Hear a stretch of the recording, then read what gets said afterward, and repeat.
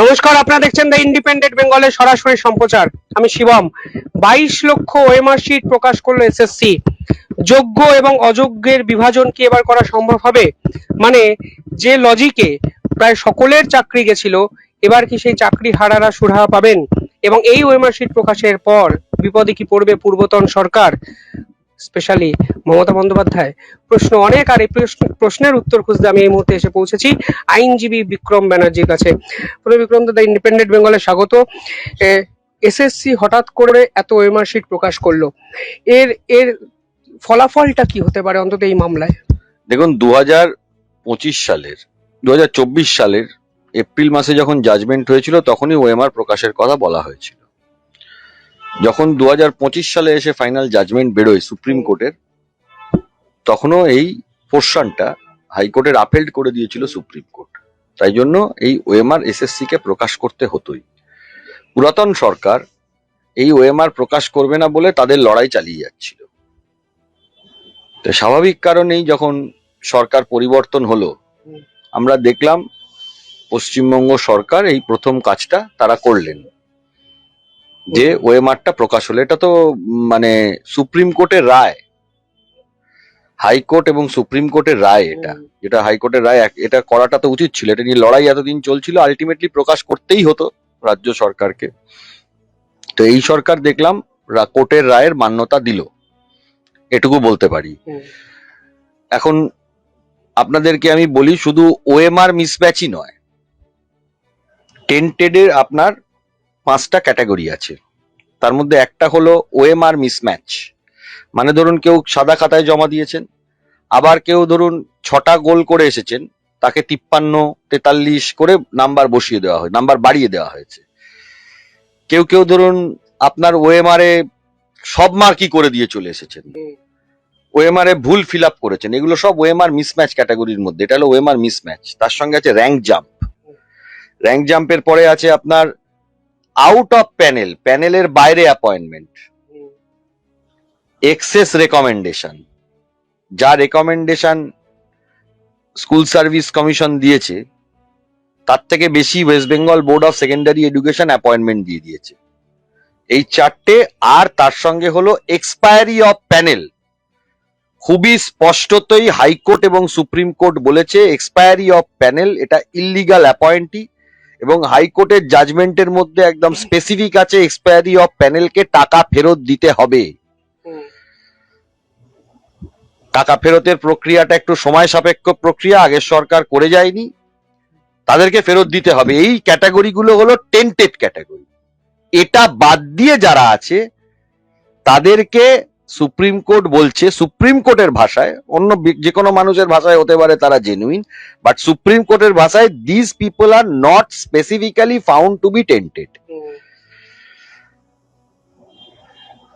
আমাদের মত, first phase counselling, second phase counselling, তার মধ্যে ওই rank jump, out of panel, excess appointment, এইগুলোকে বাদ দিয়ে সেকেন্ড ফেজ কাউন্সিলিং এর মধ্যে এইগুলো, সেকেন্ড ফেজ কাউন্সিলিং এর পরবর্তীকালে থার্ড ফেজ অফ কাউন্সিলিং থেকে আমাদের আইনি মত, এবং যে কেউ একই কথা বলবে, মেয়াদ উত্তীর্ণ হয়ে গেছিল সেকেন্ড ফেজের পর থেকে। থার্ড ফেজ থেকে 10th ফেজ অবধি যতগুলো কাউন্সিলিং হয়ে গেছিল illegal appointment, absolutely illegal appointment. এটা অস্বীকার করার জায়গা নেই। আগের সরকার লড়াই করছিল, সুপ্রিম কোর্টও ওই ট্রানজিশন পিরিয়ড, যেটা একটা গভর্নমেন্ট চলে গেলে আরেকটা গভর্নমেন্ট যে আসে, এই যে ট্রানজিশন পিরিয়ড, আপনারা হয়তো দেখেছেন যে রাজ্য সরকারের মুখ্যমন্ত্রী তিনি শপথ নিয়েছেন, বা কিছু মন্ত্রিসভার যারা মন্ত্রীরা শপথ নিয়েছেন, কিন্তু এখনো অনেক কিছু পরিবর্তন হবে। যেমন আমাদের কলকাতা হাইকোর্টে আইনজীবীদের যে প্যানেল আছে সেটার পরিবর্তন হবে, তারপরে নতুন এজি হবে, সুপ্রিম কোর্টেও পরিবর্তন হবে যারা আইনজীবী ছিলেন, তারপরে স্কুল সার্ভিস কমিশন বা যেসব বডিগুলো আছে তাদের যারা আইনজীবী ছিলেন তারা থাকবেন না, চলে যাবেন, সেই জায়গাটা থাকবে। এই সবকিছু পরিবর্তন হওয়ার পর পুরো সেটআপটা তৈরি হবে। তা প্রথম ধাপ যেটা রাজ্য সরকারের তরফ থেকে এই ওএমআর প্রকাশ যেটা, সেটা হয়েছে, এটা অস্বীকার করার জায়গা নেই। পরবর্তী ধাপগুলো হবে। তবে আমি খুব স্পষ্টতই বলছি যে ফার্স্ট ফেজ এবং সেকেন্ড ফেজ কাউন্সিলিং বাদ দিয়ে বাকি যা আছে সম্পূর্ণ বেআইনি নিয়োগ। এক। দুই হলো সারা পশ্চিম বাংলাতে যতগুলো রিক্রুটিং এজেন্সি রয়েছে, ফর এক্সাম্পল ধরুন college service commission, for example ধরুন West Bengal public service commission, এগুলো প্রত্যেক কটাই রিক্রুটিং বডি কম, টাকা তোলার বডি হয়ে গিয়েছিল। জুডিশিয়াল এনকোয়ারি কমিশন বা কোনো একজন রিটায়ার্ড বিচারপতিকে বসিয়ে 2011 সাল থেকে 2026 সাল পর্যন্ত পশ্চিমবাংলায় যত চাকরি হয়েছে, যেরকম প্রাইমারি হতে পারে, এসএসসি হতে পারে, কলেজ সার্ভিস কমিশন হতে পারে, পাবলিক সার্ভিস কমিশন হতে পারে, আর্টসওয়াইল স্টাফ সিলেকশন কমিশন হতে পারে, সেটা পাবলিক সার্ভিস কমিশনের সাথে মার্জ করে গেছে, সেটা হতে পারে, কর্পোরেশন, মিউনিসিপ্যালিটি, ইউনিভার্সিটি, যত রিক্রুটমেন্ট হয়েছে সমস্ত রিক্রুটমেন্টকে তার যাচাই করা উচিত। এক। দুই, এই রিক্রুটমেন্ট গুলোতে প্রয়োজনে একজন জুডিশিয়াল এনকোয়ারি বা টিম অফ জুডিশিয়াল অফিসার্স বা রিটায়ার্ড জাজেদের দিয়ে পুরোটার এনকোয়ারি করা উচিত, এবং তার মধ্যে দুটো ভাগ করতে হবে, কারা জেনুইন কারা ফেক। জেনুইনদের কষ্ট দেওয়ার মানে হয় না।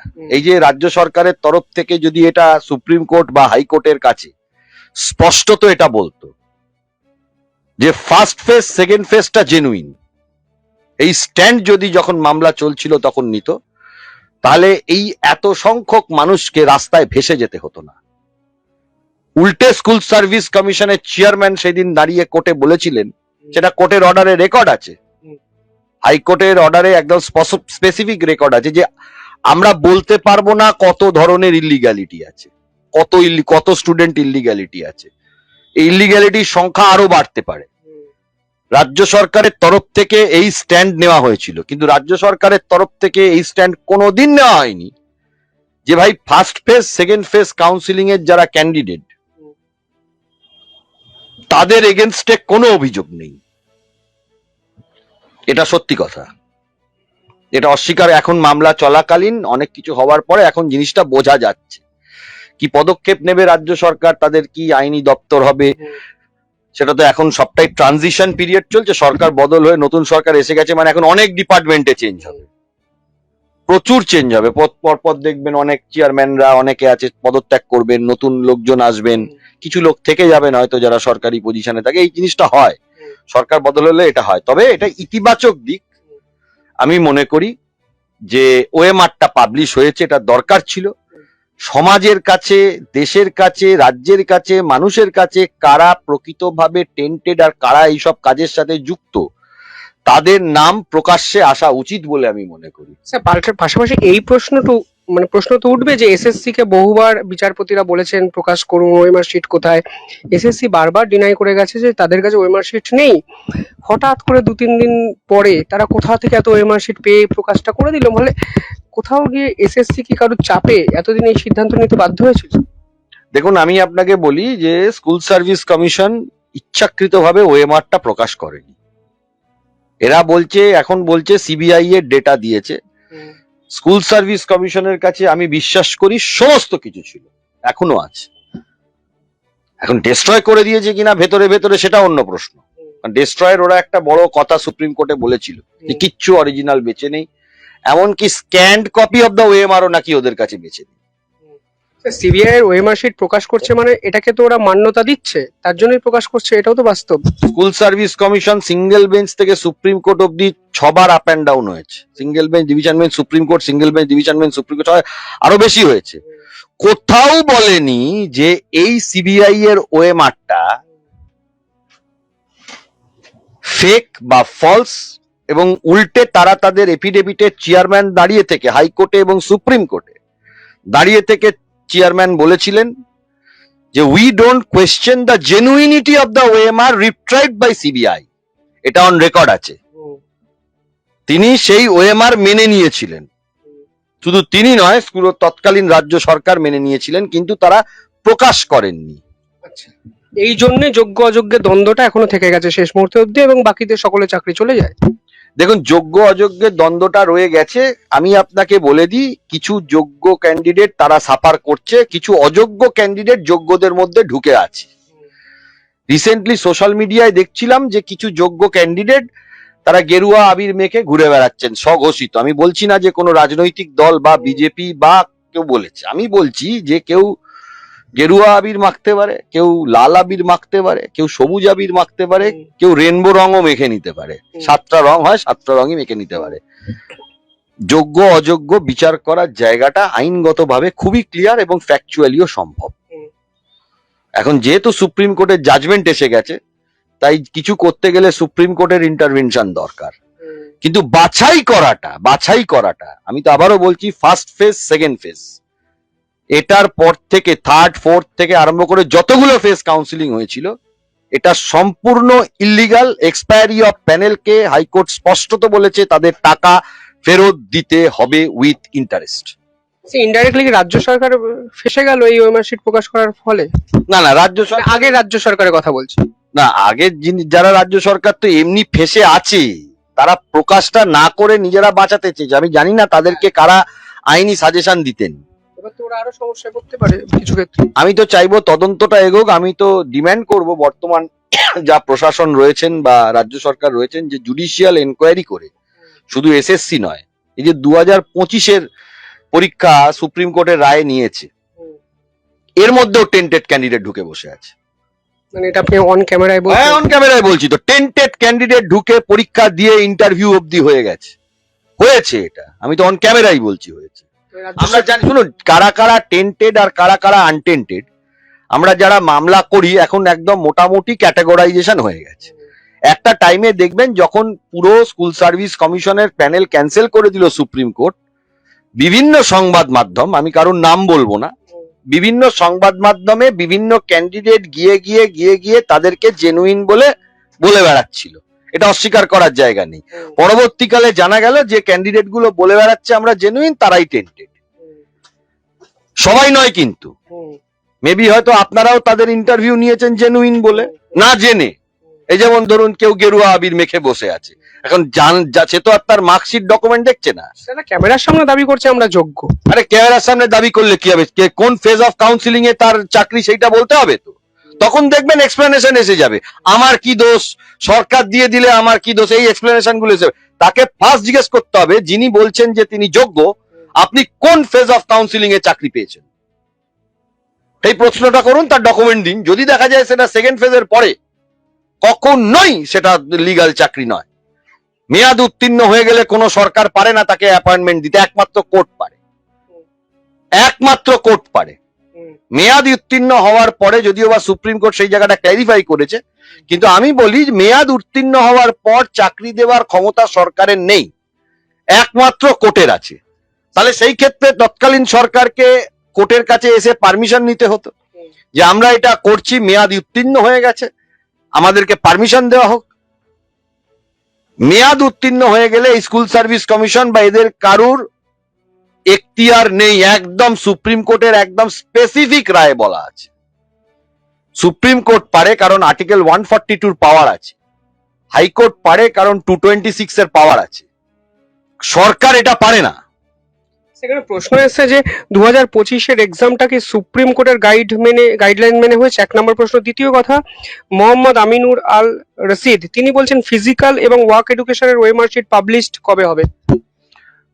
দেখুন, প্রসেস তো শুরু হয়েছে। আমি আপনাদের বললাম এখন একটা ট্রানজিশন পিরিয়ড চলছে। আপনারা টিভিতে বা মিডিয়াতে দর্শকরা আপনারা প্রত্যেকেই দেখছেন যে নতুন সরকার এসেছে।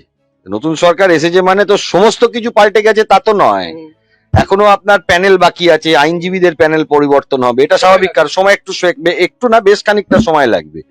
এখনো মন্ত্রিসভার সবাই শপথ গ্রহণের অংশগ্রহণ করেননি, যা জানছি আর কি। তারপরে সরকার কিরম কাজ করে দেখা যাক। এই যে আমি বারবারই দাবি করছি যে 2011 সাল থেকে 26 সাল পর্যন্ত যত রিক্রুটমেন্ট হয়েছে, এমনকি মিউনিসিপাল স্ক্যামও এখান থেকে পাওয়া গেছে। কোর্টে মামলা চলছে, পরিষ্কার কোর্টে মামলা চলছে। কিন্তু যেরকম আপনি বলি, যেমন ইন্দু মালহোত্রা কমিটি হয়েছে, যেরকম আপনার রঞ্জিত বাগ কমিটি হয়েছিল, এটা কোর্টের অর্ডারে হয়েছিল। আমার মতে সরকারের তরফ থেকে এরকম একটা কমিটি করা উচিত, কারণ সরকারি অফিসাররাও তো জানে না, এবং যারা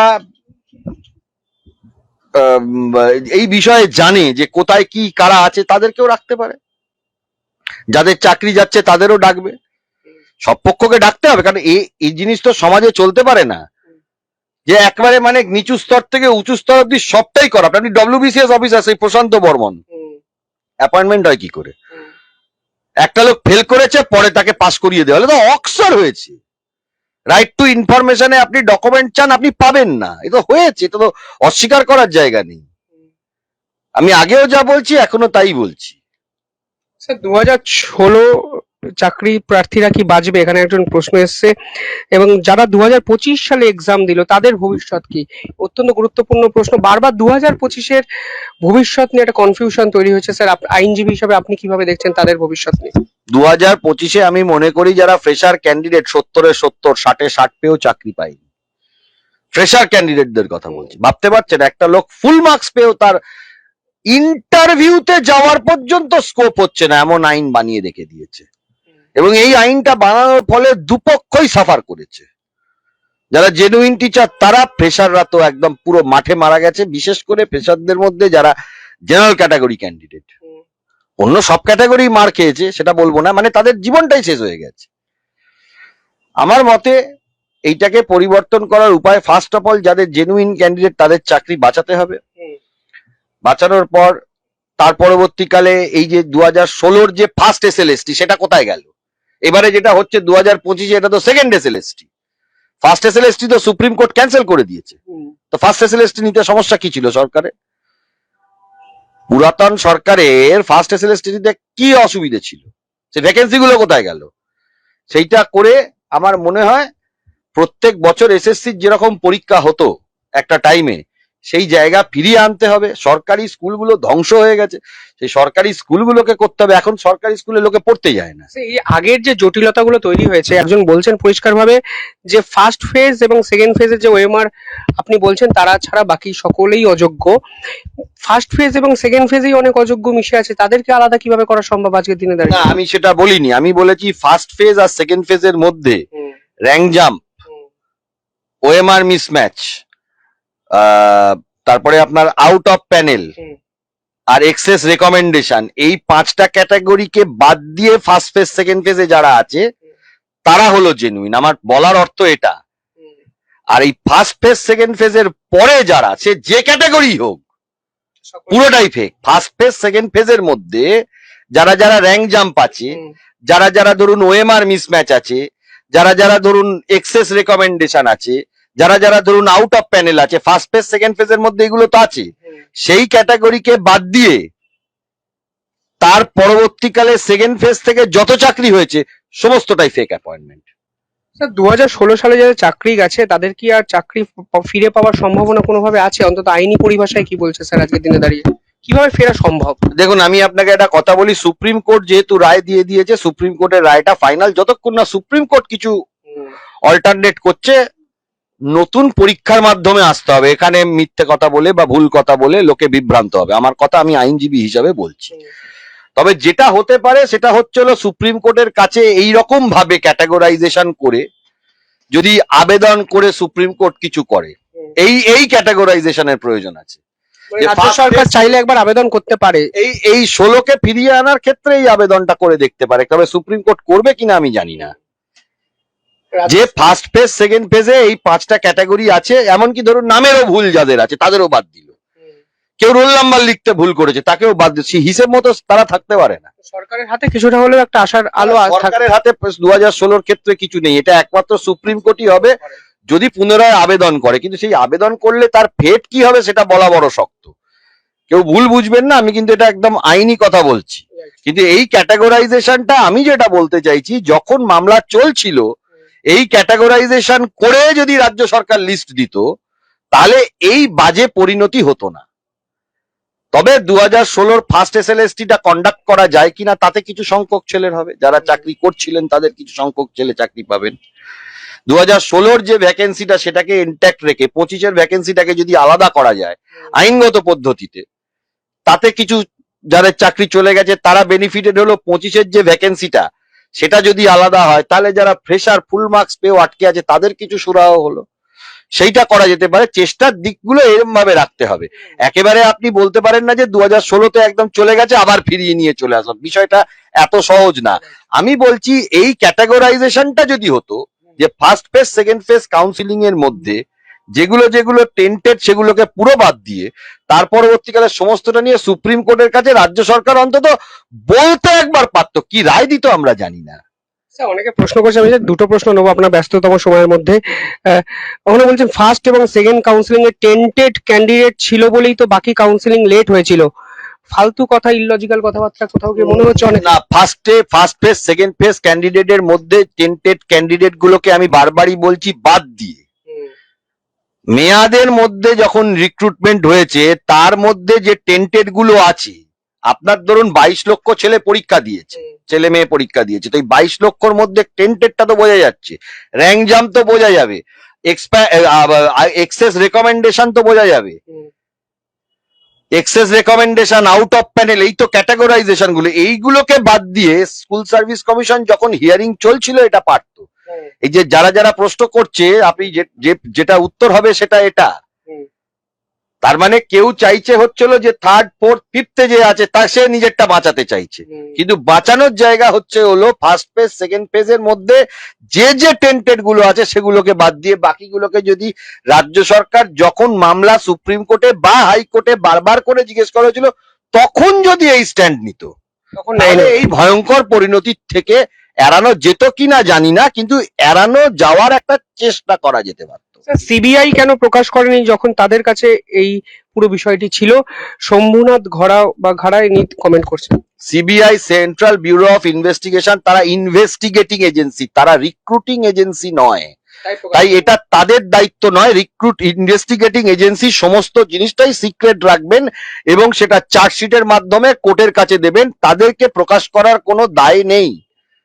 এই দায়টা যিনি রিক্রুটিং এজেন্সি তারা প্রকাশ করবেন কি করবেন, আজকেও ধরুন পরীক্ষা দিয়েছে তার মার্কশিট দেবে কিনা, তার আনসার কি দেবে কিনা, সেই ডোমেনটা পড়ছে হচ্ছে হলো স্কুল সার্ভিস কমিশন, যারা আইন জানে না তারা এই কথা বলবে।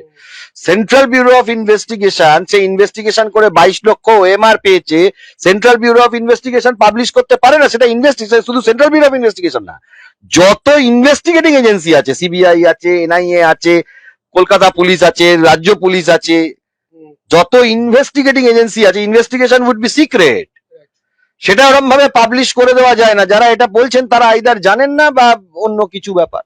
আমি জাস্ট দুটো প্রশ্ন নেব। শিবম দা, স্যারকে প্রাইমারি 2014 টেট ওএমআর শিট যেটা ডিস্ট্রয় হয়েছে সেটা নিয়ে কিছু বলতে বলুন বা জানেন কিনা, এবং 2025-এর গ্যাজেট কি পরিবর্তন হতে পারে, বা 2025-এর এসএলএসটিটা কি হবে? 2025 নিয়ে স্যার অনেক প্রশ্ন আছে, যদি একটু সামারাইজ করে দেন এইটার বর্তমান স্ট্যাটাসটা কি, এবং 2014 ওএমআর শিট ডিস্ট্রয়। দেখুন 2025-এর যে নতুন ওএমআর নতুন পরীক্ষা যেটা হচ্ছে 2025-এর রুল, সেখানে সেকেন্ড এসএলএসটি হচ্ছে, ফার্স্ট এসএলএসটিটা কোথায় কেউ জানে না। আপনারা জানেন না?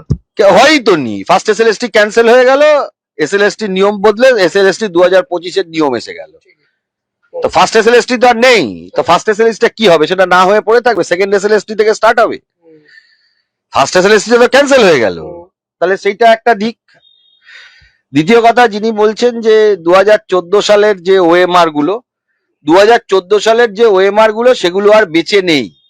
2014 সালের পরীক্ষার মধ্যে যারা রাইট টু ইনফরমেশন করে ওএমআর এর কপি, অরিজিনাল ওএমআর এর কপি তুলেছিলেন, একমাত্র সেই ক্যান্ডিডেট গুলো প্রাইমারি না, সেটা সেকেন্ডারি এভিডেন্স হিসাবে দেখাতে পারবে।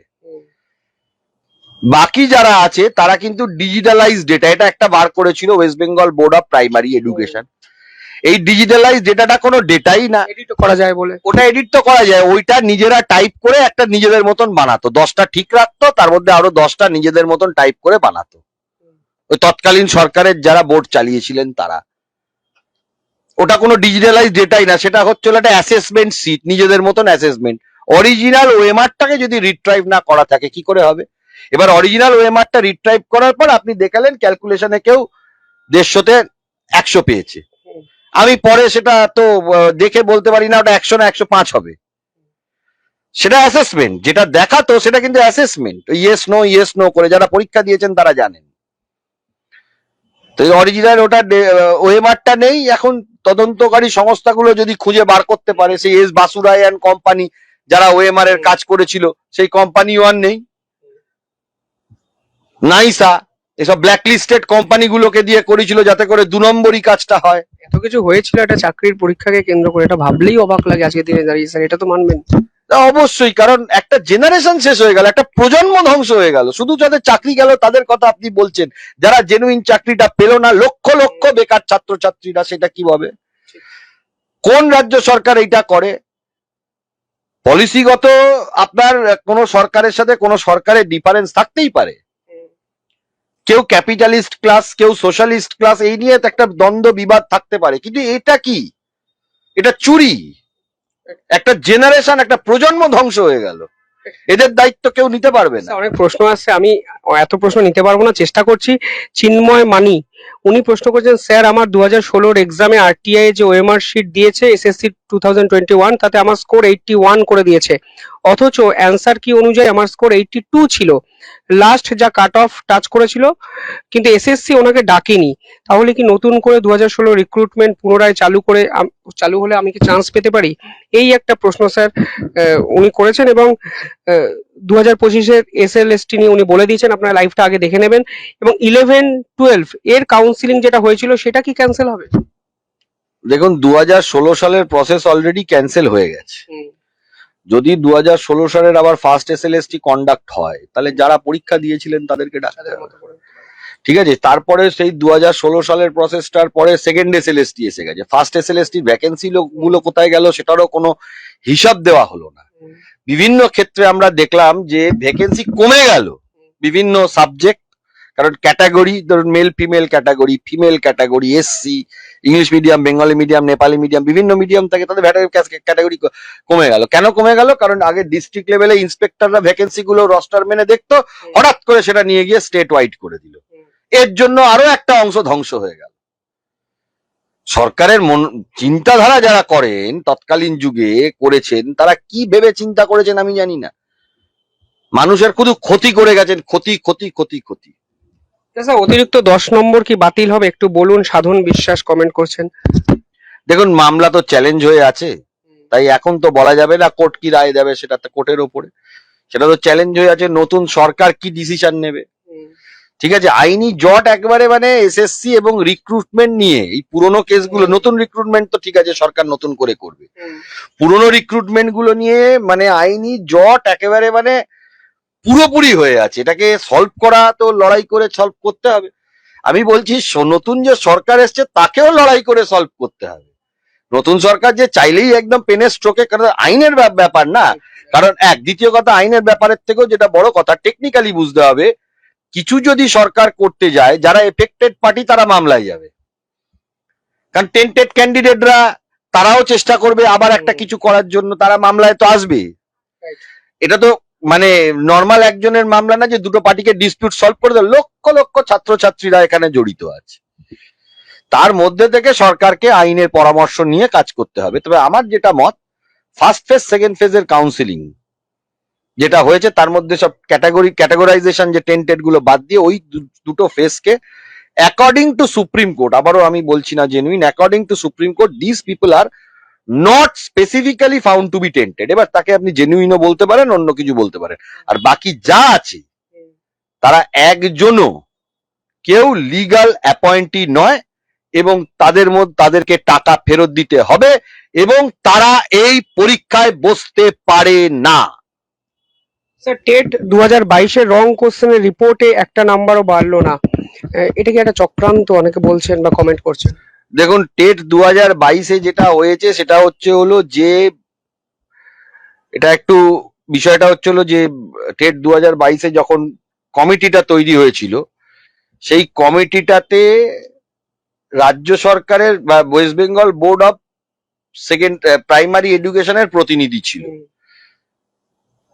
সেটা নিয়ে নতুন করে আবার মামলাও হয়েছে। সেই এডুকেশন দপ্তরের যে কমিটির করে যে এক্সপার্ট রিপোর্টটা, সেটা সামনে এনে লড়াই করতে হবে, কারণ সেটা তো অলরেডি করে দিয়েছে, সেটা একটা কোর্টের অর্ডার হয়ে আছে, সেটা নিয়ে লড়াই করতে হবে। আমার বক্তব্য একটাই, 2014 টেট প্রশ্ন ভুল, 2012 টেট প্রশ্ন ভুল, 2017 টেট প্রশ্ন ভুল, এগুলো কিন্তু সব প্রমাণিত ভুল। 2022 টেট কমিটির মধ্যে একজন ছিলেন ওই ওয়েস্ট বেঙ্গল বোর্ডে, তাই জন্য প্রশ্ন ভুলটা সেই কমিটি বলেনি বলে কোর্ট ইন্টারফেয়ার করতে পারেনি। আমার বক্তব্য হলো 16 থেকে 22 অব্দি প্রতিটা পরীক্ষায় প্রশ্ন ভুল হয় কেন? শুধু প্রাইমারি নয়, এসএসসি প্রশ্ন ভুল, কলেজ সার্ভিস কমিশন প্রশ্ন ভুল। এই প্রশ্ন ভুল যারা যারা তৎকালীন এক্সামিনিং বডিতে পেপার সেটার ছিলেন, আমার মত, নিজের ঘাড়ে দায়িত্ব নিয়ে বলছি, আমার মত তারা ইচ্ছাকৃতভাবে ভুল প্রশ্ন করতেন। যদি কনফিউজিং প্রশ্ন হয় সেটা আপনি এই ওয়ান ওয়ার্ড কিওয়ার্ড আনসারের মধ্যে দেবেন কেন, যখন আপনি নিজে প্রশ্নটা তৈরি করছেন? প্রশ্নটাকে আপনি ট্রিকি করুন যাতে করে 1 লক্ষর মধ্যে আপনি 1000কে বেছে নিতে পারেন, সেটা অন্য বিষয়। কিন্তু এমনই প্রশ্ন করছেন যার 4টে উত্তর ভুল, যার 2টো উত্তর হয় ওএমআর গুলোর ক্ষেত্রে। এটা তো হয়েছে, এবং সেটা বছরের পর বছর, দিনের পর দিন হচ্ছে। এগুলো তো ছুতো করে রাখা, আগে থেকে ছুতো করে রাখা, নইলে একটা পেপার সেটারের কোয়েশ্চেন কি করে, তারা তো এক্সপার্ট, এবং দিনের পর দিন অন্য অন্য পেপার সেটারকে দিয়ে দেখা, সে বলবে ভুল। এটা তো হচ্ছে, এবং অরিজিনাল টেক্সট বুকের থেকে পেপারে কোনো কিছু মিল নেই। সুপ্রিম কোর্টের রায় কি, যে ভাই তুমি যদি পরীক্ষা নিতে চাও তাহলে তুমি যে এক্সামিনিং বডি, তুমি তোমার বইগুলো প্রেসক্রাইব করে দাও, যে এই ধরুন ম্যাথামেটিক্স এর নেবো, ক্লাস 12 লেভেল অব্দি আমার এই 10টা বই, এই 10টা বইয়ের যা উত্তর আছে সেই লোক পড়ে পরীক্ষা দেবে। কোনো পেপার সেট, কোনো এসব সেটিং এর কোনো গল্পই নেই নেই। তাহলে যেগুলো রেকগনাইজ বুক সেটা পড়ে যদি কেউ পরীক্ষা দেয়, তাহলে তাকে তো তুমি ভুল বলতে পারো না, সেই ক্যান্ডিডেটকে, স্টুডেন্টকে ভুল বলতে পারো না। সূর্য পূর্ব দিকে ওঠে সমস্ত বই বলে, এবার গভর্নমেন্টের কোনো একটা বইতে বলা আছে যে সূর্য পশ্চিম দিকে ওঠে, কোনো একজন ক্যান্ডিডেট সেইটা পড়ে পরীক্ষা দিয়েছে, তাহলে তাকে তো তুমি দোষ দিতে পারো। তাহলে গভর্নমেন্টের বইটা বার কর, তাহলে তুমি তোমার বই প্রেসক্রাইব করনি। তুমি যে পরীক্ষাটা নেবে, সুপ্রিম কোর্টের রায়টা কি, যে পরীক্ষাটা নেবে তাকে তাকে বইগুলো প্রেসক্রাইব করতে হবে, অনুমোদন দিয়ে দিতে হবে, যে আমরা এই 500টা কোম্পানির এই 500টা বই অনুমোদন দিয়ে দিলাম, লোকে পড়ে পরীক্ষা দেবে। সেটা কিন্তু ওয়েস্ট বেঙ্গলের এক্সামিনিং বডি, রিক্রুটমেন্ট বডি গুলোর নেই। আর এই ধরনের প্রশ্নগুলো উঠবেই বা কেন পেপার সেটারদের মধ্যে থেকে? তার মানে এই পেপার সেটার গুলো যারা 2011 থেকে 26 অব্দি বসেছে তারা অযোগ্য, অপদার্থ, তাদের ডিগ্রিতে সমস্যা আছে। এই পেপার সেটার গুলোকে তো খুঁজতে হবে, তদন্ত তো এটাও তো হওয়া উচিত। অথবা তারা ইচ্ছাকৃতভাবে করতেন যাতে করে কিনা এই লুপহোলটা তৈরি হয়ে থাকে পরীক্ষার মধ্যে। সরকারের মতন নিজে মনে করলো যে 4টে প্রশ্ন ভুল হয়েছে, আবার ঢুকিয়ে দেবো ভেতর থেকে। ব্যয় হয়েছে। হাইকোর্টে ধরুন 12 টেটে একটা প্রশ্ন এসেছিল, রোনাল্ডস কোন শহরে ম্যালেরিয়া আবিষ্কার করতে পারে, ও ম্যালেরিয়া আবিষ্কার করেছে। যারা একদম যাদের মেধা কম তারাও জানে এটা কলকাতা হবে, বোর্ডের উত্তর করে রেখেছে সেকেন্দ্রাবাদ। 700 জন মামলা করে কলকাতা হাইকোর্টের রায় নিয়ে চাকরি করিয়েছিলাম আমি 2012 টেট 2014 সালে। সেই 700 জনকে দেখিয়ে মিনিমাম 5000 লোকের রিক্রুটমেন্ট হয়েছে। আমি আপনাকে বলছি 12 টেটে, প্রথম টেট যেটা পশ্চিম বাংলায় হয়েছিল, ওই 700-800 জনকে দেখিয়ে 5000-এর উপর রিক্রুটমেন্ট হয়েছিল। 4500 কি 5000, এক্সাক্ট ফিগারটা আমার এখন মনে নেই, রেকর্ড দেখলে পাওয়া যাবে। ওই 4500-5000-এর মধ্যে কতজন যে ভুয়া অ্যাপয়েন্টমেন্ট হয়েছে আমরা জানি না। ওই কোর্টের অর্ডারের, ওই যারা কোর্টের অর্ডার নিয়ে গেছেন তাদের সংখ্যাটা বাদ দিয়ে, এগুলো সব আগে থেকে প্ল্যান করা থাকে। সত্যি আজকে ভাবলে অবাক লাগে, জটিলতা মোড়া একটা শিক্ষা ব্যবস্থায় আজকে প্রায় কয়েক কোটি বেকার যুবকদের স্বপ্ন বড় সড় প্রশ্ন চিহ্নের মুখে দাঁড়িয়ে আছে। সেই প্রশ্ন চিহ্নর সমাধান কিভাবে হবে, আর সত্যি বড় প্রশ্ন। স্যার, সমাধান কি পাওয়া সম্ভব? দেখুন, সরকারকেও এইটা নিয়ে আইনি একটা প্রক্রিয়া তো শুরু হয়েছে, যে ওএমআরটা বেরিয়েছে। সরকারকেও এইগুলোকে নিয়ে যারা এক্সপার্ট বডিরা রয়েছে তাদের সাথে কথা বলে এটাকে কি করে সমাধান করা যায় সেই চেষ্টা করতে হবে।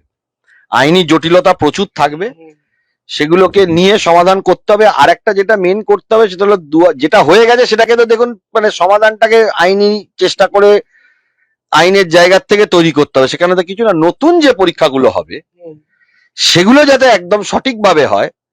যেমন একটা নতুন পদক্ষেপ আমি এই সরকারের দেখলাম, বয়স সীমাটা বাড়িয়ে দিলেন, যাতে পুরনো যারা আছেন, যারা ধরুন এই সব চক্করে যাদের হয়নি, তারা অ্যাটলিস্ট একটা সুযোগ পাচ্ছেন।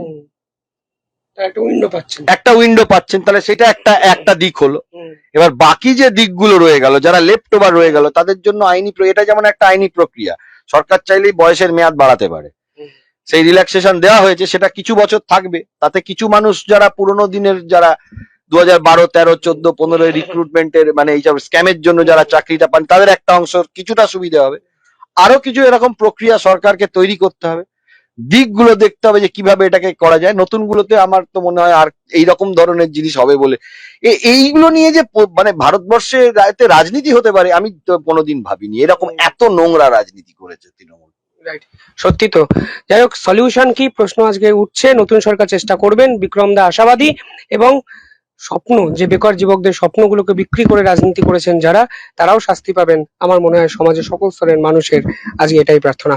দেখতে থাকুন দ্য ইন্ডিপেন্ডেন্ট বেঙ্গল। অসংখ্য ধন্যবাদ দাদা। ধন্যবাদ আপনাদেরও। কমেন্টে জানাবেন কিভাবে দেখছেন পুরো বিষয়টি।